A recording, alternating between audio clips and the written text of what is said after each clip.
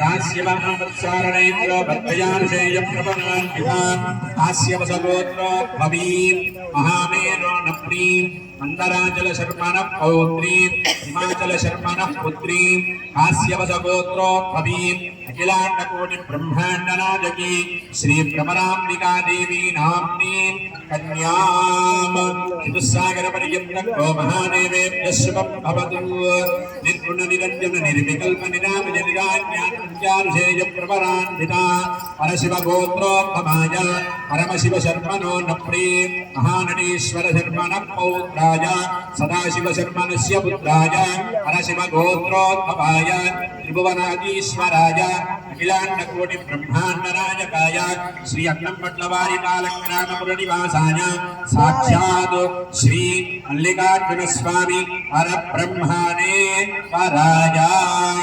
ఇక్కడ వధువు ఎవరండి? వధువు ఎవరు? గట్టిగా చెప్పాలి. వరుడు ఎవరండి? వరుడు ఎవరండి? పేరు స్వామి పేరు ఏం పేరండి? మల్లికార్జున స్వామి వారు. చూసారా ఎట్లా కనపడుతున్నారు? ఆయన దేన్ని అధిరోహించారు? నంది వాహనాన్ని అధిరోహించి చక్కగా ఆయనకి కావాల్సినవన్నీ కూడా ముందుగానే తెప్పించేసుకుంటారనమాట ఈశ్వరుడు. ఎందుకు అంటే ఈయన ఏమిటంటే ఫస్ట్ ఆలయం లేదనుకున్నారు, ఆలయం వచ్చింది. తర్వాత కొన్నాళ్ళకి శివలింగం లేదనుకున్నారు, శివలింగం వచ్చింది. కొన్నాళ్ళకి అమ్మవారు. వరుసగా అన్ని కూడా తెప్పించేసుకున్నాడు స్వామి. మరి ఆ స్వామి వారు చాలా గొప్పనైనటువంటి వారు. ఎందుకంటే ఆ స్వామి గొప్పతనం చెప్పాలి అంటే ఎంత చెప్పినా కూడా ఆ స్వామి గుణగణాలు మీరు వినలేరన్నమాట. అత్తగారు పంపించింది, అత్తగారిది ఏది కూడా మా స్వామి అనుభవించాల. దిగంబర, మా స్వామి దిగంబరంతోనే ఎక్కడ కైలాస శిఖరే శంకరస్య శివాలయే అంటే ఇల్లరికం వచ్చినా సరే మీ యొక్క ఆస్తిపాస్తులు మా స్వామి కూడా ఏం అనుభవించాల. వచ్చారు. మరి మా స్వామి చాలా విశేషమైనటువంటి వారు. దేవస్యత్వాద విదప్రసవే అశ్వినోర్బాహుభ్యాం భూష్ణోహస్తాభ్యాం ప్రతిగృహ్ణామి రాజావరుణో నయుతే విదక్షిణే పశుపతయే కన్యాం తేనామృతత్వమస్యాం అయోధాత్రే వయోమహ్యమస్తో ప్రతిగ్రహీత్రే కస్మాదాద్ కామకామాయ కామోధాత కామః ప్రతిగ్రహీత కామకుం సముద్రమాదిశ కామేన ప్రతిగృహ్ణామి కామే తత్వైః ఏషాతే కామదక్షిణాం ఉత్తాద్యస్మాంగీరస ప్రతిగృహ్ణాతు అష్టమూర్తయే ఏతతో పార్వతీ కన్యాదాన సాత్పుణ్యార్థం దక్షిణతాంబూలదానం తుభ్యమహం సంప్రదదే నమః. భగవంతుడు ఈ కన్యని మాత్రమే దానం ఇవ్వలేదండి.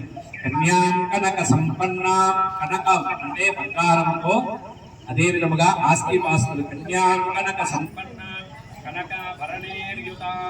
మరి అన్ని కూడా భగవంతుడి దగ్గర ఉన్నటువంటి మొత్తం కూడా ఏం చేశారు?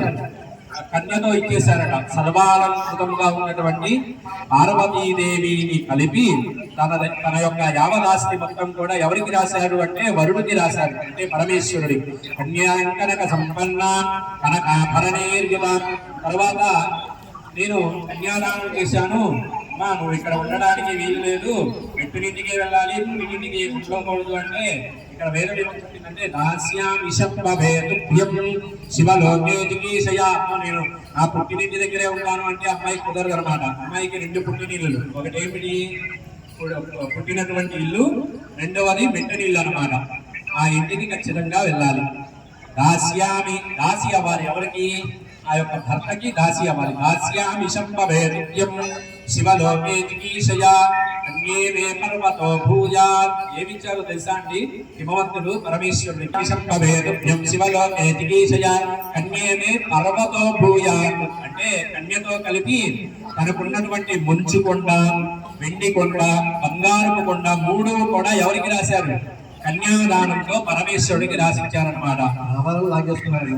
రాశ్యామి సంభవేతుభ్యం శివలోకే జిగీషయ కన్యే మే పర్వతో భూయ కన్యే మే దేవి పార్శ్వయోః కన్యాం ఇమాం ప్రదాస్యామి భక్తానాం కారణాయ వైః. ఎందుకు చేసుకున్నారు పార్వతీ పరమేశ్వరుడు?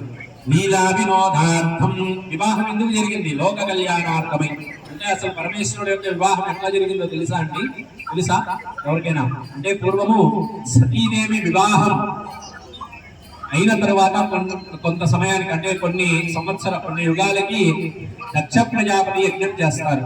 ఆ దక్ష ప్రజాపతి యజ్ఞానికి ఆ యొక్క సతీమాత పరమేశ్వరుడు కన్నా ఆ యొక్క దక్షుడు యొక్క రాజ్యానికి వెళ్తే అక్కడ అవమానం భరించలేక సతీదేవి అక్కడ వియోగం అయిపోతుంది అనమాట. అంటే కాలి బూడిదైపోతూ ఉంటుంది.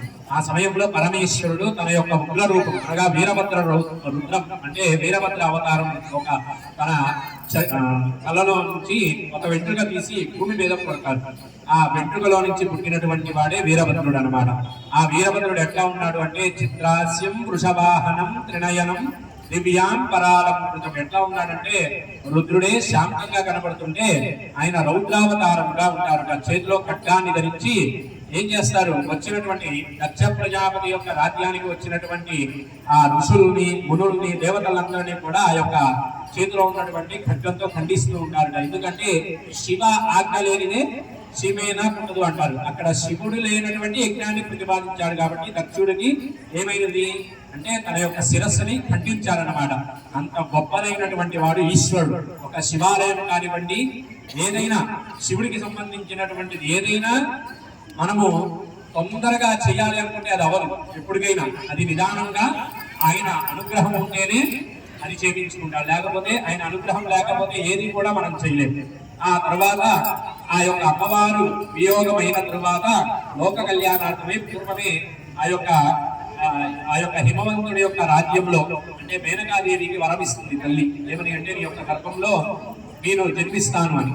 ఆమె హిమవంతుడి యొక్క రాజ్యంలో పార్వతీదేవి అనేటటువంటి నామధేయంతో ఆ యొక్క అమ్మవారు జన్మిస్తుంది అనమాట.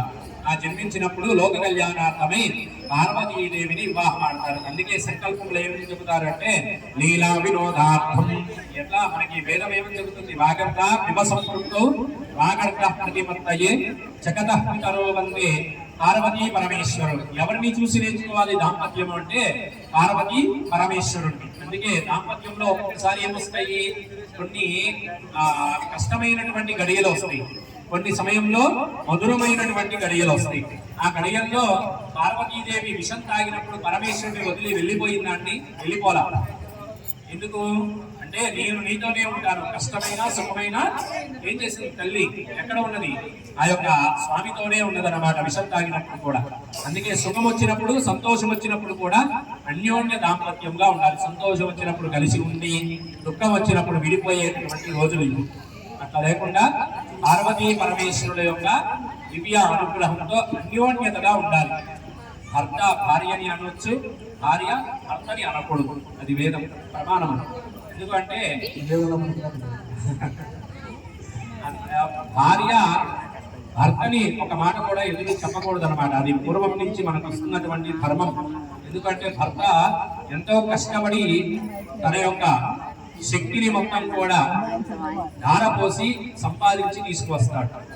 భార్య కూడా అట్లానే ఏం చేస్తుంది? కష్టపడి ఇంట్లో కూడా భర్త కన్నా 1000 రెట్లు కష్టపడేటటువంటిదే భార్య. అందుకే మనకి భారతదేశం యొక్క సంస్కృతిలో స్త్రీలకి చాలా ప్రత్యేకంగా ఉన్నతమైనటువంటి ఒక పెద్ద గౌరవం ఇచ్చారనమాట మన భారతదేశంలో. అంటే ఏమిటి అని అంటే కట్టు బొట్టు చుట్టూ మన సాంప్రదాయం చూసి విదేశీయులు కూడా చాలా నేర్చుకుంటున్నారన్నమాట మన సాంప్రదాయం.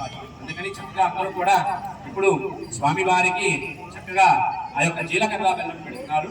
చక్కగా నమస్కారం చేసుకోండి. లక్ష్మీ సంయుత విగ్రహో విహరి బ్రహ్మ జగత్కారణో దేవేశో హుతవాహనం పితృపతి దైత్యేశ్వరత్వో నమః వారీష పవనస్య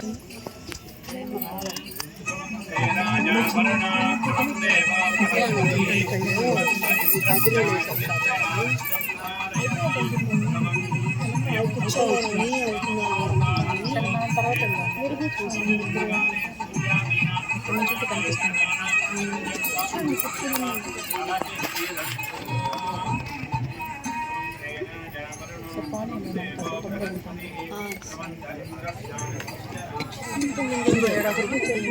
రాదు, కనిపించదు.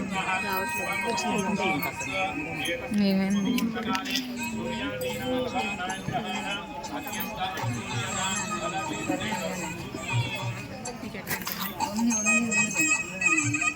मांगल्य पूजा करिष्ये ओम मांगल्य सूत्रमादीय क्षीरेण पंचाया